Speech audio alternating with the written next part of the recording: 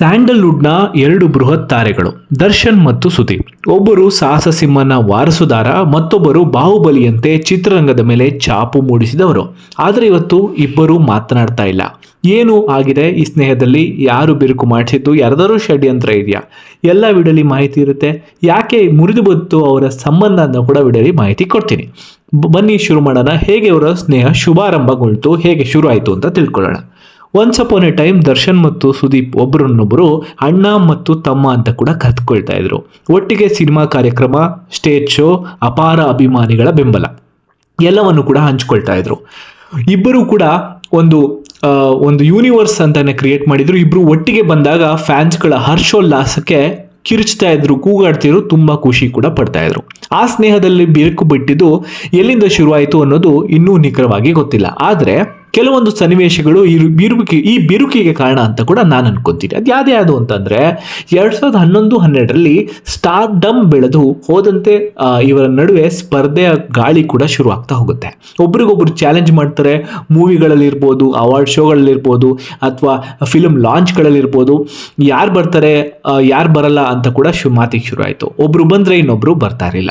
Behind the scenes industry ಪಾಲಿಟಿಕ್ಸ್ಗಳು ಕೂಡ, fan ವಾರ್ಸ್ಗಳು ಕೂಡ, ಅದು ಟ್ವಿಟರ್ ಅಲ್ಲಿ ಇರ್ಬೋದು, ಸೋಷಿಯಲ್ ಮೀಡಿಯಾದಲ್ಲಿ ಇರ್ಬೋದು, ಜಾಸ್ತಿ ಆಗ್ತಾ ಹೋಯ್ತು. ಬಿಡ್ರಿ ಅಣ್ಣ, ನೀನು ಗೆದ್ದೆ ಅಂತ ಹೇಳಿದ ದರ್ಶನ್ ಮಾತು, ಅವನ ಬಗ್ಗೆ ಮಾತನಾಡದೇ ಬೇಡ ಅಂತ ಮುಂದಕ್ಕೆ ಬಂದ ಸುದೀಪ್ ಪುತ್ರ.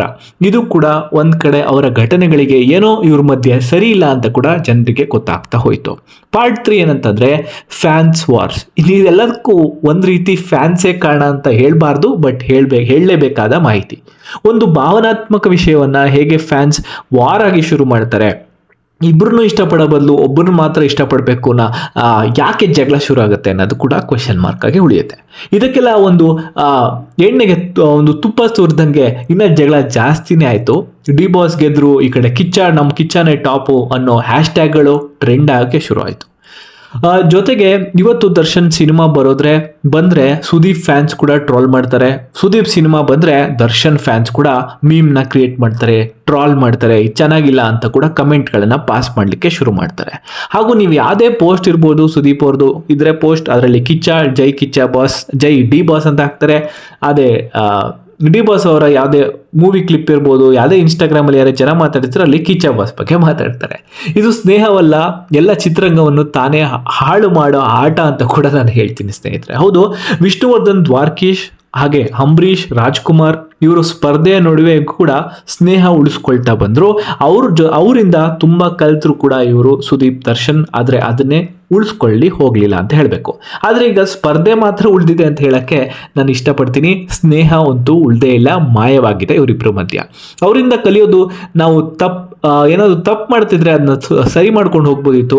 ಹಾಗೂ ನಿಮ್ಗೆ ಗೊತ್ತಿರೋ ಹಾಗೆ ಇವಾಗ ದರ್ಶನ್ ಅವರು ಕೊಲೆ ಕೇಸ್ ಆರೋಪದ ಮೇಲೆ ಜೈಲ್ ಕೂಡ ಸೇರ್ಕೊಂಡ್ರು. ಇವತ್ತಿಗೂ ದರ್ಶನ್ ಮತ್ತು ಸುದೀಪ್ ಸ್ನೇಹಕ್ಕೆ ಮುಕ್ತ ಅವಕಾಶ ಇದೆ ಅಂತ ಹೇಳ್ತೀನಿ. ಯಾವಾಗ ದರ್ಶನ್ ಅವರು ಜೈಲಿಂದ ವಾಪಸ್ ಬರ್ತಾರೆ, ಎಲ್ಲ ಸರಿ ಮಾಡ್ಕೊಂಡು ಇವರ ಸ್ನೇಹ ನೆಕ್ಸ್ಟ್ ಕ್ಯಾರಿ ಮಾಡ್ಬೋದು. ಅವರಿಬ್ಬರೊಳಗೆ ಪ್ರಾಬ್ಲಮ್ ಇರಲ್ಲ ಅಂತ ನಾನು ಹೇಳಲ್ಲ, ಮುಂದೆ ಕೂಡ ಸರಿ ಹೋಗ್ಬೋದಲ್ವಾ.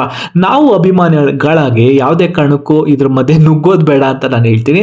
ಅದು ಒಬ್ರಿಗೆ ಇಷ್ಟ ಆಗಲ್ಲ. ಅಭಿಮಾನಿಗಳಿಗೆ ಇದೇ ನಮ್ಮ ಬಾಸ್ ಬಗ್ಗೆ ಹಿಂಗೆ ಮಾತಾಡಿದ್ರೆ, ನಮ್ಮ ಬಾಸ್ ಬಗ್ಗೆ ಹಿಂಗೆ ಮಾತಾಡ್ತಾರೆ, ನಾವೇನು ಮಾಡೋಕ್ಕಾಗಲ್ಲ. ಆದರೆ ಒಂದೇ ಮನಸ್ಸಿಂದ ಒಂದು ಒಳ್ಳೆ ಭಾವನೆ ಬಂದ್ರೆ ಕನ್ನಡ ಚಿತ್ರರಂಗ ಕೂಡ ಇವಾಗ ಏನು ತೊಂದರೆಲಿದೆ ಅಂತ ನಾವು ಯಾವಾಗಲೂ ಮಾತಾಡ್ತೀವಿ, ಅದು ಕೂಡ ಒಂದು ತೊಂದರೆಯಿಂದ ಹೊರಗೆ ಬರೋ ಚಾನ್ಸಸ್ ಇದೆ. ಕಿಚ್ಚ, ಡಿ ಬಾಸ್ ಒಟ್ಟಾಗಿ ಬಂದ್ರೆ ಒಂದು ಸ್ಯಾಂಡಲ್ವುಡ್ ಮೂವಿಗಳು ಏನು ಯಶ್ ಮಾಡಿರೋ ಮೂವಿಗಳ ತರ ಇವರಿಬ್ರು ಒಂದೇ ಮೂವಿಲಿ ಕಾಣಿಸ್ಕೊಂಡ್ರೆ ಎಷ್ಟು ಚೆನ್ನಾಗಿರುತ್ತೆ ಅನ್ನೋದು ನನ್ನ ಒಂದು ಭಾವನೆ. ನಿಮ್ಮ ಅಭಿಪ್ರಾಯವನ್ನು ದರ್ಶನ್ ಮತ್ತು ಸುದೀಪ್ ಮತ್ತೆ ಒಟ್ಟಾಗಿ ಕೆಲಸ ಮಾಡ್ತಾರಾ? ನಿಮ್ಗೆ ಯಾರು ಕಂಡ್ರೆ ಇಷ್ಟ ಅಂತ ಕೂಡ ಕಮೆಂಟ್ ಮಾಡಿ. ಗೊತ್ತಲ್ಲ, ಜೈ ಡಿ ಬಾಸ್ ಅಂತ ಹಾಕಿ, ಇಲ್ಲಾಂದ್ರೆ ಜೈ ಕಿಚ್ಚ ಬಾಸ್ ಅಂತ ಕೂಡ ಹಾಕಿ ಕಮೆಂಟ್ ಮಾಡೋದನ್ನ ಮರಿಬೇಡಿ. ನಾನು ಹೇಳಕ್ ಇಷ್ಟಪಡ್ತೀನಿ ಸ್ನೇಹಿತರೆ ನಾನು ಯಾವಾಗಲೂ ಹೇಳ್ತೀನಿ, ಸ್ನೇಹವೇ ಶಕ್ತಿ, ಸ್ನೇಹವೇ ಯುಕ್ತಿ, ಎಲ್ಲವೂ ಸ್ನೇಹಕ್ಕೆ ಕಾರಣ. ಒಳ್ಳೆದು ಕೆಟ್ಟದು ಎರಡೂ ಕೂಡ ಸ್ನೇಹದಲ್ಲಿರುತ್ತೆ. ನೋಡಿಕೊಂಡು ಸ್ನೇಹಿತರನ್ನ ಮಾಡ್ಕೊಳ್ಳಿ. ಈ ವಿಡಿಯೋ ನಿಮಗೆ ಇಷ್ಟವಾದರೆ ಲೈಕ್ ಮಾಡಿ, ಎಲ್ಲ ನಿಮ್ಮ ಸ್ನೇಹಿತರಿಗೆ ಶೇರ್ ಕೂಡ ಮಾಡಿ. ಹಾಗೂ ಹೆಚ್ಚೆಚ್ಚು ವಿಡಿಯೋಗಳನ್ನ ಕೂಡ ನಾನು ಮಾಡಿದ್ದೀನಿ. ವಿಷ್ಣುವರ್ಧನ್ ಇರ್ಬೋದು, ರಾಜ್ಕುಮಾರ್ ಇರ್ಬೋದು, ಶಂಕರ್ ನಾಗ್ ಅವ್ರ ಬಗ್ಗೆ ಕೂಡ ಮಾತಾಡಿದ್ದೀನಿ. ಅದನ್ನು ಕೂಡ ಒಂದ್ಸಲ ನೋಡೋದನ್ನ ಮರಿಬೇಡಿ.